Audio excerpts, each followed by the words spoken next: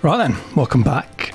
Today we are going to do a bit of a track guide for Cadwell Club. Now, I'm not the biggest fan of Cadwell Club, not my favourite circuit, even the AI don't like it. The first corner is an absolute aberration to mankind, the changing level is awful, and then you've got the 35,000 right-handers before you get to the gooseneck and down the hill, and that it's just tricky, but it's hard to be consistent. But the biggest pain in the backside is that first corner.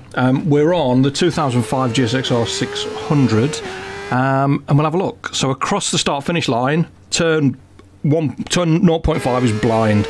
Your braking zone is before you actually get to the bridge, before you get to the corner. Set of cones on the right, there's a big gap between them. Hard on the brakes, stay across to the left as long as you can. Don't be tempted to go in and make it really tight. You need as much room as you can because the steering lock on motorbikes is horrible. On the gas, flat out through the left-hander, and your braking area, braking marker, is the 100 board. I don't know whether it's feet or meters. On the left-hand side, and then you're going to take it as far across to the left-hand side as you can through turn 4, Charlie's, back across to the right as tight to that white line, so it opens the straight up that's not really a straight, and down the hill and over the rise. And this you can waste or gain so much time here. I've gone just after the 300 board, hard on the brakes, across to the left, down the gears, and again wait until you almost get to the right turn board before you turn in, and then you're going to hug the curb, let it run wide, a little lift and a dab just before you get to the tyres and the marshal's post on the right, through Chris's curve, hold it tight, just let it drift slowly across to the left hand side, and as the track, well, let's say goes straight, just as it almost goes straight, you want to be across on the left, just bang it back across for turn 7 into the gooseneck, and you want to be turning right before you get to the end of that curb, turning left before you get to the end of the curb on the right, tight to the curb at the top of the gooseneck, let it run wide down the hill. And where's the braking marker? Well, there isn't really one. There's a lamppost way out west on the left hand side, but again it's right on the edge of your peripheral vision. Hug the curb through turn 9, still part of the gooseneck, and then get on the gas, not too early because it'll spin out, and then just straight line it across the finish. It's a horrible lap, I won't lie to you, I don't like it, but if you put it all together, it will, or should, look something like this.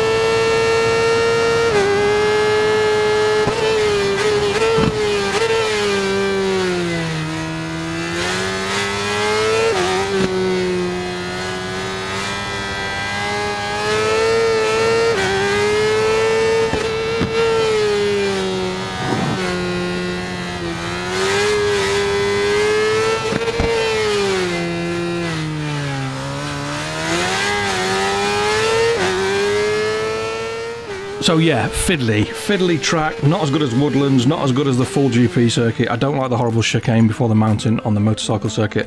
I did 8 laps and we ended up with a 57.746. Now, I used a medium front, soft rear, and if we go and have a look at where we ended up at your top, a couple of tenths. The R6, RC45, and MVF3 675 seem to be the weapons of choice.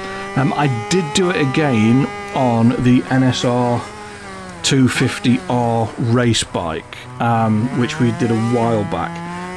The braking areas are similar, but this is a 250 two-stroke. It weighs about as much as a wet tea towel. It's also got a lot less power, so you're not getting to the corners, you aren't approaching the corners quite as fast, and it loses weight a little bit quicker because... loses weight? No, it doesn't. It loses speed a little bit quicker because it weighs less.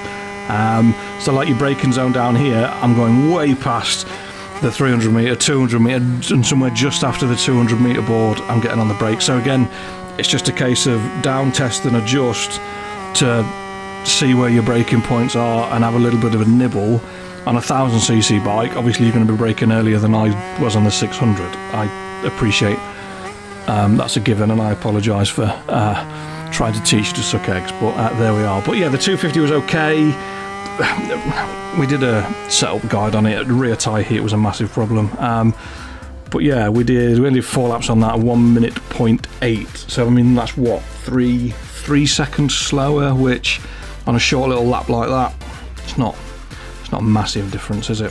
Shorter than I was thinking. And I think we've run through this before, but yeah, that was top by just over a second. And we're doing the RGV.